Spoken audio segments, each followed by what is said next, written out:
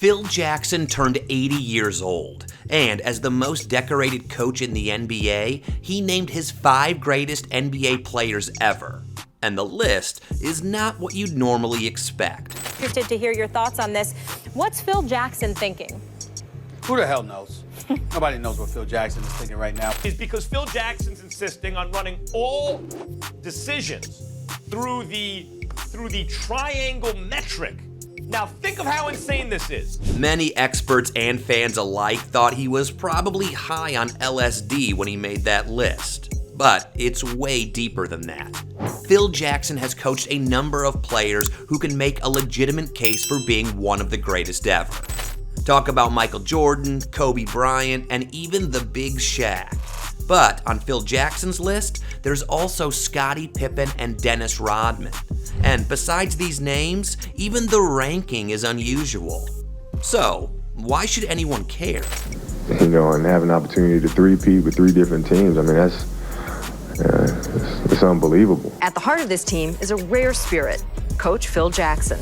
Not only is he the most decorated NBA coach in history, but this is a man who sat in the film room with the best, watched them practice, managed their egos, studied how they responded when things went wrong, and saw exactly what happened when their talent had to fit inside a team. So if you want to understand why Phil Jackson ranked them this way, you have to start with the player who changed his entire philosophy of coaching. You have one choice to start a team around, and it's Kobe, Shaq, or Michael Jordan. Who's your first pick? Michael Jordan has got to be the first pick. He was extremely coachable. Michael Jordan being number 1 is no surprise, but how the relationship changed throughout the years will shock you. In 1989, Phil Jackson walked into the Chicago Bulls locker room with a very serious problem. His best player was also the most dominant scorer in basketball, and the system Phil wanted to install was going to ask him to give the ball up. The triangle offense, developed by Tex Winter, was built around spacing, movement, passing, and multiple decision makers rather than one superstar controlling everything. Michael Jordan did not like this because he had already established himself as the league's most terrifying individual scorer. So he resented Jackson because, in his words, he was coming in to take the ball out of my hands. See, this is what makes Jordan the perfect starting point for Phil's list. Phil wasn't walking into Chicago trying to teach Michael Jordan how to become great. Jordan was already great. The challenge was convincing Jordan that he could become even greater if he stopped trying to carry everything himself.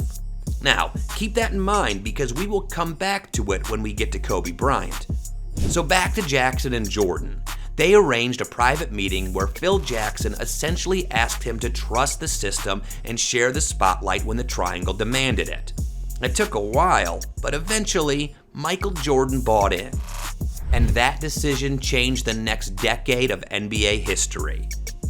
Because once Jordan understood how the triangle could create opportunities instead of taking them away, Chicago became almost impossible to defend. The offense could begin with Jordan in the post, move through Pippen on the wing, flow into a cut, and suddenly the defense was dealing with a completely different problem. Jordan could still take over whenever he wanted, but the difference was now he had an entire structure creating those opportunities for him, and the results were ridiculous. 6 championships, 6 finals MVPs, 6 trips to the finals without a single Game 7.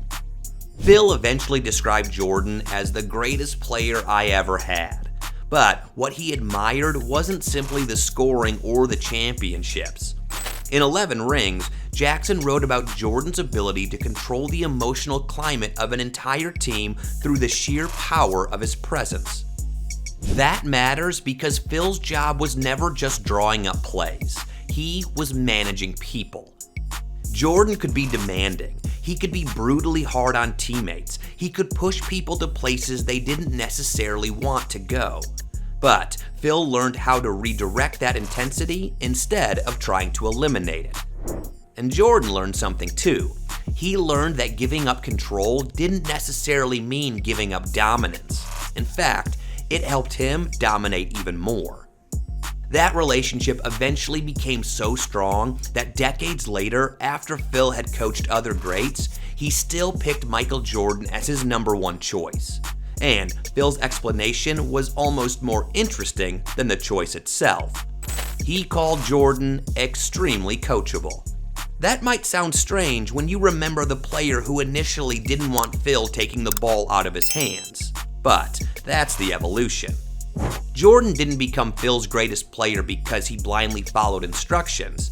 He became Phil's greatest player because he was talented enough to challenge the system, intelligent enough to understand it, and competitive enough to eventually master it. And that is why Jordan is the easy #1. But the player Phil put at #2 tells us something much more revealing about what he actually valued. And the player is not Kobe Bryant or the Big Shaq. And when Phil Jackson described him, he didn't call him the greatest scorer or the greatest player. He called him the most complete. And that will make more sense when you see what this man was able to do without Jordan. Phil Jackson once described Scottie Pippen as the greatest all-around player in the NBA, and then immediately explained why. In his book, 11 Rings, he pointed to Scottie Pippen's rebounding, his passing, his defense, and just his ability to do basically everything. And that word, complete, is important because Phil was looking at Pippen through a completely different lens than a fan looking at a box score. While Jordan could overwhelm a game, Pippen could influence almost every part of one, and that difference became obvious in 1993. Michael Jordan retired, and suddenly the Bulls had to figure out what they were without him. At the time, most people expected the dynasty to collapse. Instead, Pippen took over. During the 1993-94 season, he averaged 22 points, 9 rebounds, 5 assists, and 3 steals, while shooting 49% from the field. The Bulls won 55 games. Pippen finished 3rd in MVP voting, made the All-NBA First Team, made the All-Defensive First Team, and won All-Star Game MVP. And suddenly, the argument for Phil's #2 wasn't theoretical anymore. Pippen had been given the team, and the team still worked. But here's the part that Phil probably appreciated more than any individual statistic. Pippen didn't need to dominate the ball to feel valuable. And that made him almost perfectly suited for the triangle. The system demanded that players recognize where the next advantage was coming from rather than simply waiting for their turn. A player might post up, cut through the lane, screen for somebody else, receive the ball again, or suddenly become the primary playmaker depending on what the defense gave them. Pippen understood that almost immediately. While Jordan had to be convinced to trust the system, Pippen quickly understood that the system was the opportunity. And that difference is one of the reasons Phil's ranking gets so interesting. Because if you're ranking players purely by individual offensive dominance, Pippen at #2 is going to cause some arguments. Shaq has an argument, Kobe has an argument, LeBron has an argument. There are probably 10 other names that fans would throw into the conversation before they got to Pippen. But Phil wasn't simply asking who could score the most. He was asking what happens when you put an extraordinary basketball player inside a team and ask him to do everything the team needs. Pippen could guard the opponent's best perimeter scorer. He could grab the rebound and start the break himself. He could bring the ball up, find cutters, and post smaller defenders. He could score 25 points without hijacking the offense. And when Jordan came back in 1995, Pippen didn't suddenly become useless because his superstar teammate had returned. He went right back to being the connective tissue that powered the Bulls to another three-peat. And that is exactly what Phil meant when he called the 1995-96 Chicago Bulls the most transcendent team he ever coached in his book 11 Rings. In his words, that team was led by Michael Jordan and Scottie Pippen. Not Jordan and then Pippen. It was Jordan and Pippen's team. Jordan brought the fire while Pippen was the framework, and that's probably the best way to understand why Phil put Pippen second. Jordan was the force that could bend the game around himself. Pippen was the player who could bend himself around whatever the game required. That distinction matters because it explains why Phil's next choice is so strange. Because if Pippen represented the perfect balance of versatility, intelligence, and selflessness, Phil's number 3 was almost the complete opposite. Phil Jackson's third choice is where most people just lose it and go, wait, Dennis Rodman with the multicolored hair and piercings? And that's true. Dennis Rodman didn't look like a traditional superstar. He didn't need plays drawn up for him. He didn't care about scoring, and he certainly wasn't the easiest personality in the locker room. Yet Phil Jackson once told Rodman that he was the best player he had ever coached. And on another occasion, he called Rodman the greatest athlete he had ever coached. But how can Rodman be the third best player in the NBA on anyone's list? He didn't average 25 points. He didn't want the ball in his hands. He wasn't interested in becoming the face of the franchise. In fact, there were entire nights when Rodman seemed almost offended by the idea of scoring. But somehow, that is exactly why Phil Jackson valued him so highly. Rodman later claimed on the Full Send podcast that Phil had called him the best player he had ever coached. Well, Dennis Rodman was on the Full Send podcast and said, Phil called me the best player he has ever coached. Now, some people don't believe that, and others just think Phil Jackson just said that to gas him up. But here's the thing. Phil later described Rodman as the greatest athlete he had ever coached during the 2008 speech at the University of North Dakota. And here are some of his words. He could probably play a 48-minute game and play the 48th minute stronger than the first minute of the game. That's what the Zen Master saw when everyone else looked at Rodman and saw a bizarre, unpredictable rebounding machine. From 1995 through 1998, when playing under Phil in Chicago, he led the NBA in rebounding every single season. Not once, not twice, but 4 straight back-to-back seasons. No one has done that in the league. And he wasn't simply collecting rebounds because he was a giant standing underneath the basket. Rodman was 6'7", yet he routinely out-rebounded players who had several inches on him because he studied the flight of the ball, anticipated where misses were going, and attacked the glass like it had personally offended him. Then there was the defense. Rodman could switch onto guards, wrestle with centers, and spend an entire playoff series chasing Karl Malone around the floor. And he could do it without needing the offense built around him, which simply made him almost the perfect fit for Phil Jackson's experiment. And Phil's philosophy was surprisingly simple when it came to difficult personalities. Show him the vision, establish the boundaries, and then get out of the way. That's how he did it. And we know about this because Steve Kerr revealed this Jackson tactic during his All the Smoke podcast. And despite how much the game has changed, Steve Kerr still uses that strategy, and it still works. But you really have to understand how hard it must have been because Dennis Rodman was just unpredictable. This was a man who was famous for his Vegas trips. He could disappear. He could turn a normal basketball story into something that sounded like it belonged in a completely different genre. He asked him to rebound, defend, rotate, screen, create extra possessions, and make life miserable for whoever was standing across from him. And Rodman embraced that role. That is where the triangle mattered again. The system didn't require every player to dominate the ball. It required players to recognize where the advantage was and act accordingly. Rodman could set a screen, disappear toward the basket, crash the offensive glass, and suddenly create a second possession. He could defend the other team's best player while Jordan conserved energy. He could grab a rebound and immediately kick the ball to the outlet instead of trying to turn himself into a scorer. This is what Rodman had to offer, and Phil Jackson knew how to harness, thereby turning Rodman's 3 seasons in Chicago into 3 championships, 3 straight titles, and 3 straight rebounding crowns. But there is still a legitimate argument against Phil putting Rodman this high, because if we're talking about pure basketball ability, Kobe Bryant was more skilled. If we're talking about just pure dominance, Shaq was still the man. And if we're talking about individual resume, plenty of players have a stronger case.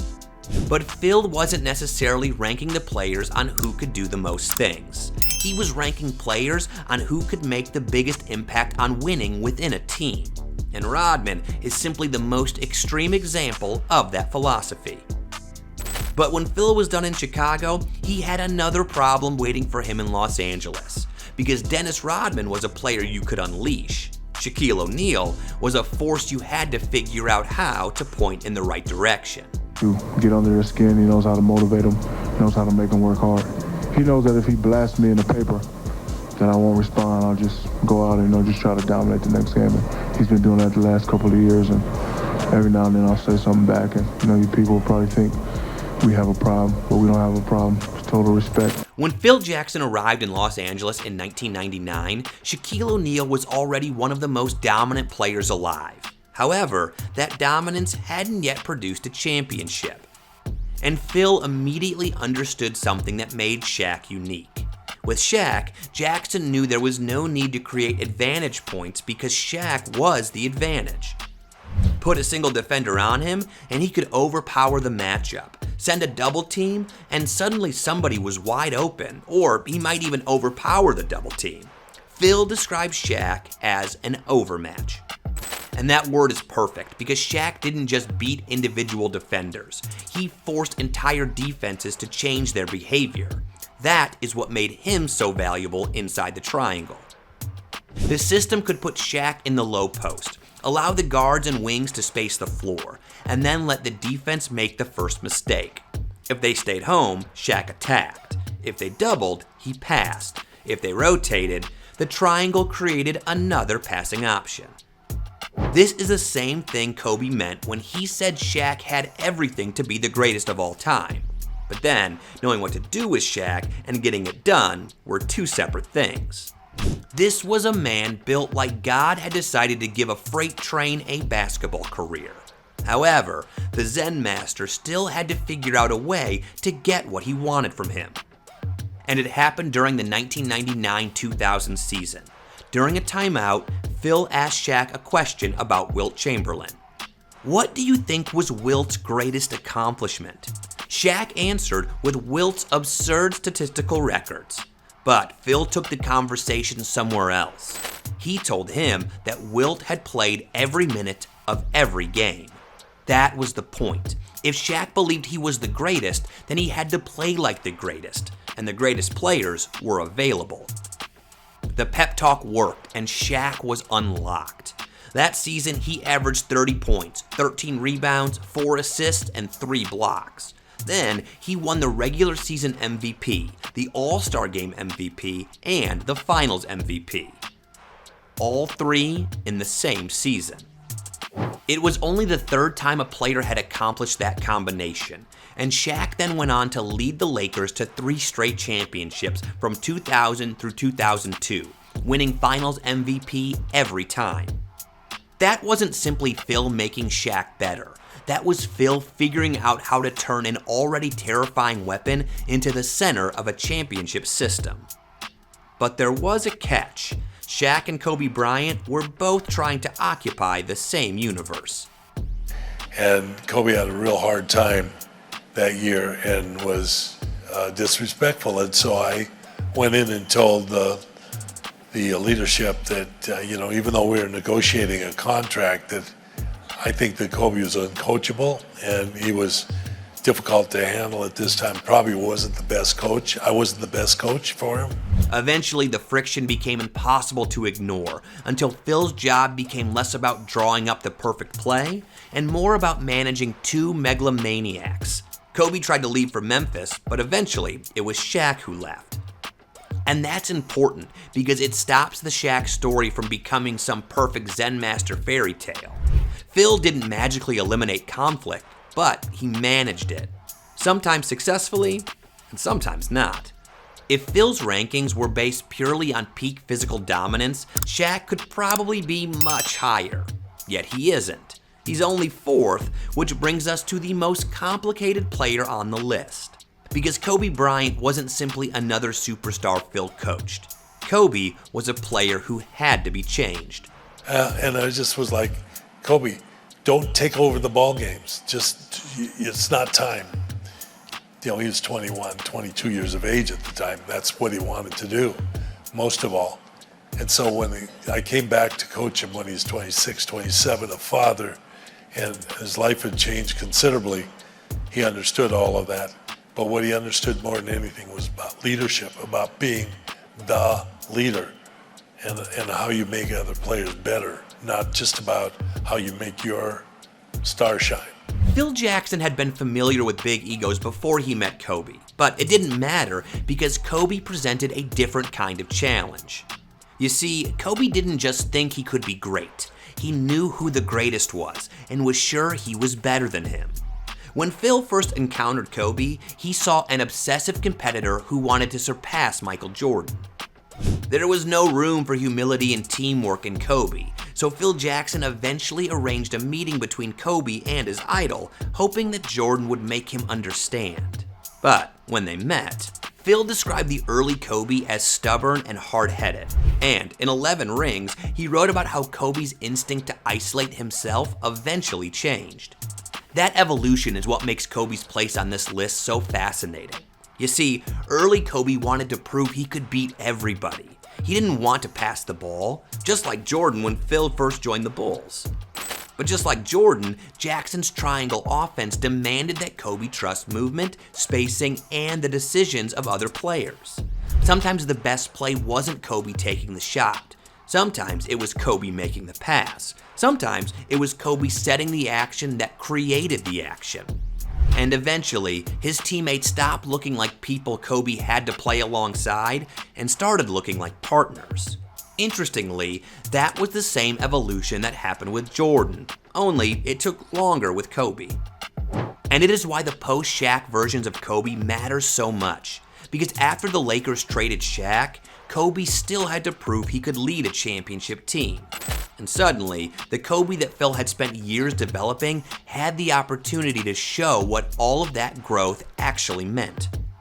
And that totally turned around 2 years later when we reunited and we went through this final 4 or 5 years of my coaching and won a couple championships. The Lakers won the championship in 2009. Then they came back in 2010 and beat the Celtics in a 7-game finals. 2 championships, no Shaq. No excuse. Kobe had finally become the centerpiece of a championship team on his own terms. Phil later described coaching Michael and Kobe as the experience of a lifetime. And that's saying something for a man who coached the greatest Bulls dynasty ever assembled and then built another dynasty in Los Angeles. But there is still something strange about Kobe being 5th, because if you asked fans to create an all-time ranking, Kobe would almost certainly be much higher. So why did Phil put him behind Rodman, behind Shaq, behind Pippen? Part of the answer may be that Phil wasn't measuring the same things fans measure. Fans see the scoring titles, the 81-point game, the 5 championships, the finals performances. Phil saw a teenager who wanted to beat everybody one-on-one. He saw the obsessive worker and the gradual process of transformation. And eventually, he saw a player who understood that greatness wasn't just about proving that you could win. It was about being a leader who could make his teammates shine brighter. That may be Kobe's greatest evolution. But there's one more player who makes this entire ranking even more interesting. He is to Kobe who Scottie Pippen was to Jordan in Phil Jackson's triangle. There's a problem with calling this simply Phil Jackson's 5 greatest players ever, because Phil Jackson has seen a lot more basketball than the 5 players on this list. He has talked about Larry Bird, he has praised Magic Johnson, and even more shocking is the fact that Bill Russell didn't make the list. Phil Jackson himself once said that if he was starting an all-time team from scratch, he'd take Bill Russell before Jordan or anybody else. So how did we get here? Well, his reasoning is simple. Having 11 rings as a player represented excellence. Not to mention, he was promoting his book, 11 Rings, The Soul of Success, during that interview. Now that creates an interesting distinction. When Phil talks about his greatest players, he often speaks from the perspective of a coach. But when he talks about an all-time team, the conversation becomes much broader. That matters because otherwise you can look at this list and wonder why Russell isn't sitting at number 1, or why Bird isn't there, or Kareem. The answer isn't that Phil thinks those players weren't great enough. It's that the players he coached gave him something nobody watching from the outside could give. It gave him access. Phil saw Jordan when Jordan was angry. He saw Pippen when the pressure was enormous. He saw Rodman when Rodman was being Rodman. He saw Shaq when his conditioning wasn't good enough. And he saw Kobe before Kobe truly understood leadership. That kind of knowledge changes the way you evaluate greatness. And more importantly, it explains why Pau Gasol was the honorable mention. Because although Pau wasn't on Phil's 5, he's probably the clearest example of what Phil wanted a basketball player to understand. When the Lakers acquired Gasol in February 2008, Kobe was struggling to prove that he could win without Shaq, not to mention that he just lost to the Celtics. But Jackson was very excited when they landed Pau Gasol. Not because Pau was a talented big man, but because Pau understood what Phil called the geometry of basketball. Pau could play through the post, he could pass, he could space, he could find cutters, he could connect different paths of the triangle. And, most importantly, he could give Kobe something the Lakers desperately needed after the Shaq era. Someone who could act as the connector. The same way Jordan couldn't get over the Pistons and get a ring until Pippen is the same way Kobe needed Gasol. It wasn't obvious in the beginning. In fact, Pau took plenty of criticism from people who called him soft. But Phil understood that the Lakers didn't need Pau to become Shaq. They needed Pau to become Pau. And once he did, the Lakers won back-to-back championships in 2009 and 2010. Gasol averaged roughly 18 points and 9 rebounds during the 2009 finals, while also providing the defense and playmaking that allowed the Lakers' offense to function. He wasn't simply Kobe's sidekick. He was the bridge between Kobe's will and the team's execution. After coaching some of the best basketball players ever seen, Phil Jackson learned what greatness looked like from different angles, and that experience is the heart of his entire list. Jordan was the star who had to learn his trust. Pippen was the connector that could be whatever the team needed. Rodman was the athlete that needed freedom, while Shaq was the freight train that needed to be pushed. Then, Kobe and Pau were simply the modern version of Jordan and Pippen. Different players, different problems, but one coach trying to figure out the same question every time. How do you take an extraordinary individual and make his greatness useful to everybody else? This is why Phil's list feels so different. He wasn't ranking resumes, he was ranking the players who taught him something about basketball. But if you want to learn about some of the favorites for next season's basketball, watch how Charles Barkley reacted to LeBron James joining the 76ers next.